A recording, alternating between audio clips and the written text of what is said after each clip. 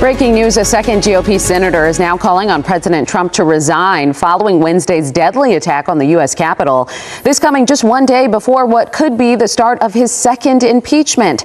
Well, good morning, Rachel and John. That's right. Breaking this morning, we're now hearing from Republican Senator Pat Toomey, who is calling on President Trump to resign, saying it's best for the country. Now, this comes as Twitter has silenced Trump on their platform. He's also been silenced from other platforms after the riots that happened on Wednesday. Now, big tech is also taking some steps to make it harder for the president's supporters to communicate by taking action against the far right-wing platform Parler. The people who protected Donald Trump for years just became the ones ending his presidency. Tonight, on the Capitol steps, the same Republican senators who once called every investigation a witch hunt handed him an ultimatum: resign by midnight or face a coordinated Republican push for impeachment and the 25th Amendment. There was no gradual buildup to this moment, no polite advance notice. The breaking point detonated suddenly and publicly, bringing a finality that makes retreat impossible. The accumulated weight of every scandal, indictment, and damning court ruling finally proved too much for the last walls of loyalty to withstand. Video from outside the Capitol shows the beginning of the storm on the Capitol between protesters and police. Police have not said if any arrests have been made.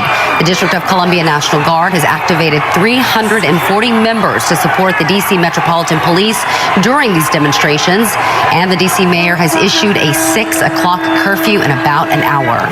We know a woman was shot, and we're working to learn how she is doing at this hour. CBS is also confirming at least 5 other people are being treated for injury. Chaos has completely overtaken the Capitol. Staffers are sprinting through the marble halls, phones pressed to their ears, as leadership offices seal their doors. Behind them, frantic vote tallies are going up on whiteboards while lawyers are consulted in hushed tones. On television, producers have fractured their broadcasts into a triptych of crisis.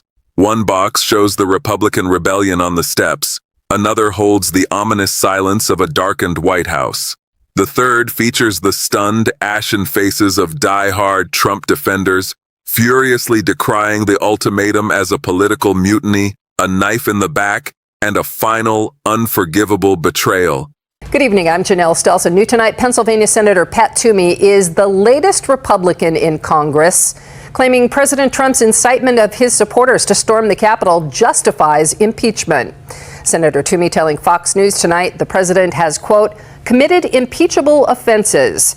Toomey's comments come as House Democrats plan to introduce articles of impeachment Monday. Toomey says he does not know whether the Senate would act on them just 11 days left in President Trump's term. Toomey's goes on to say he is concerned Democrats may, quote, politicize the process. Democratic leaders are maintaining a disciplined silence, careful not to disrupt the Republican fracturing. Privately, however, they are signaling that they stand ready to act within hours if the promised votes for removal materialize. After years of grinding gears and false starts, the engine of accountability is suddenly roaring to life. The constitutional reckoning so many dismissed as a fantasy has finally arrived. It has brought the vanguard of the Republican Party to the Capitol steps in the dead of night, forcing a midnight deadline on their own president. Today, we are going to dismantle every layer of this unprecedented collapse.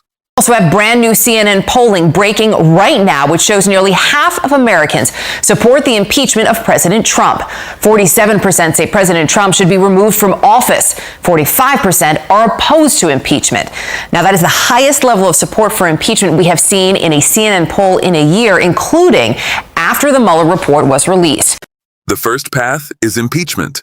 It demands a majority in the House to impeach and a towering 2/3 vote in the Senate to remove. But with a razor-thin House majority and Republican discipline already fraying, the viability of this route comes down to a single critical variable: the exact arithmetic of a GOP rebellion. We've seen this math shifting in real time. Public support has crossed the majority threshold, capturing 1 in 5 Republican voters along the way. More dangerously for the president, private whip counts show that the number of undecided Republicans is far higher than leadership dares to confess. And Bay Area Congress members Ro Khanna and Nancy Pelosi, among more than 50 House Democrats, calling for Congress to invoke the 25th Amendment to remove President Trump from office. That was in response to his social media post earlier today, where he wrote of Iran, quote, "A whole civilization will die tonight." The second option is the 25th Amendment, a pathway where the constitutional machinery gets particularly fascinating. Section 4 dictates that if the vice president and a majority of the cabinet transmit a written declaration of inability to congressional leadership, power strips away instantly.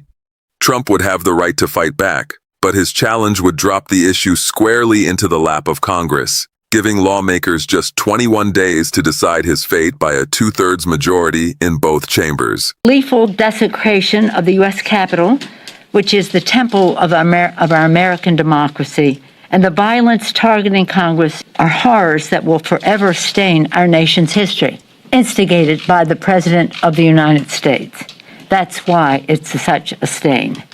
In calling for this seditious act, the President has committed an unspeakable assault on our nation and our people. I join the Senate Democratic leader in calling on the Vice President to remove this President by immediately invoking the 25th Amendment. If the Vice President and the Cabinet do not act, the Congress may be prepared to move forward with impeachment. Trump's primary survival tactic has always been sequential delay, fighting one threat at a time. The midnight ultimatum strips away this defense. He cannot simultaneously contain a House impeachment, a cabinet revolt, and a Senate resignation demand under a ticking clock. The ultimatum forces an immediate, brutal calculation for Trump's inner circle: loyalty versus personal survival. With Republican leadership publicly abandoning the president, betting on his political survival is now a catastrophic risk. For aides and family members, especially those facing their own indictments, the logical move is to cut their losses. This means immediate cooperation with accountability investigations, public distancing, and pivoting toward the post-Trump order. Well, U.S. President Donald Trump is facing calls to be impeached after he drew criticism with fiery message on Iran. Trump continued his polarizing rhetoric on Easter Sunday, delivering an expletive-laden attack on Iran that sparked criticism on Capitol Hill and beyond. Trump renewed his threat to unleash heavy bombing on Iranian power plants and bridges if Tehran refused to unblock the Strait of Hormuz. Praise be to Allah, he added, after ending another threatening message a day earlier with glory be to God. The post has raised eyebrows, especially on a Christian holiday. Democratic Senate Minority Leader Chuck Schumer wished Americans on Easter as he lambasted Trump, saying that President of the United States is ranting like an unhinged madman on social media. Schumer added that Trump was threatening possible war crimes and alienating allies, and that the country deserved so much better. Democrat leader Bernie Sanders, he also echoed similar tone, pointing out Trump's remarks as ravings of a dangerous and mentally unbalanced individual. Sanders also called upon Congress to act so the war could end, and likewise, Democratic Senator Chris Murphy, who opposes the war in Iran, wrote that if he were in Trump's cabinet, he would spend Easter calling constitutional lawyers about the 25th Amendment, referring to the clause that provides for a transfer of power if the president is unable to serve. While Senator Tim Kaine of Virginia, also a Democrat, he noted that it was not the first time that the 79-year-old Trump had used stark language. Kaine said that explicit threats to bomb Iran into Stone Age are embarrassing and juvenile, suggesting that there was a clear absence of plan and rationale within the Trump administration. The criticism, however, was not limited to Trump's Democratic opponents. Marjorie Taylor Greene, the former Congresswoman, slammed his message, especially on Easter Sunday, saying the people needed to stop worshipping the president and intervene in Trump's madness. So what is the 25th Amendment? The constitutional provision came into existence after confusion following the death of President John F. Kennedy. The US Congress approved the 25th Amendment in 1965 and it got ratified in 1967. The amendment created a legal mechanism for designating a head of state when the president is disabled or dead. It formalizes the practice for the vice president to permanently take over, and it has never been used to permanently remove a sitting president, but has been voluntarily used by presidents to hand over temporary power to their seconds in command. George W. Bush and Ronald Reagan, they have both used it to undergo medical procedures. And even once by Richard Nixon, where he was forced to resign in 1973. The vice president and a majority of the cabinet members can declare the president as unable to discharge the powers and duties of his office, and if the president disputes this, then 2/3 of the US Congress can vote to put the vice president in charge. Now, with Trump nearing 80, rumors about Trump's health and a visit to Walter Reed Hospital emerged on social media over the weekend, raising speculations around invoking 25th Amendment.